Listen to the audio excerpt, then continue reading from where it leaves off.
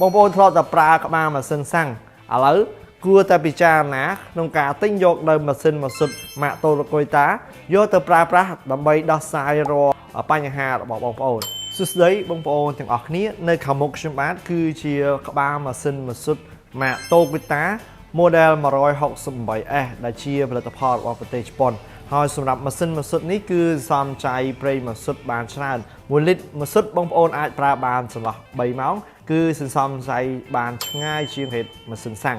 ហើយសម្រាប់ reservoir ធុងប្រេងម៉ាស៊ុតយើងអាចស្តុបបានដល់ 3.6 លីត្រចំណុះ reservoir ប្រេងបាត 0.9 លីត្រហើយកម្លាំងម៉ាស៊ីន6សេសបងប្អូនអាចយកទៅបំពាក់ជាមួយនឹងឧបករណ៍ដូចជាក្បាលបូមបាញ់ទឹកលាងឡានក្បាលបូមបាញ់ថ្នាំក្បាលបូមស្រោចដំណាំនិងសម្ភារៈមួយចំនួនទៀតដែលបងប្អូនអាចយកទៅប្រើជាក់ស្ដែងបងប្អូនធ្លាប់តែប្រើក្បាលម៉ាស៊ីនសាំងឥឡូវគួរតែពិចារណាក្នុងការទិញយកនៅម៉ាស៊ីនម៉ាស៊ុតម៉ាកតូរ៉ូកុយតាយកទៅប្រើប្រាស់ដើម្បីដោះស្រាយរាល់បញ្ហារបស់បងប្អូនរួចរាល់ឡើងបងប្អូនដាក់ការកម្មងលើនេះដើម្បីទទួលបានការប្រម៉ូសិនពីខាងក្រុមហ៊ុនយើងជួបគ្នានៅវីដេអូក្រោយសូមអរគុណ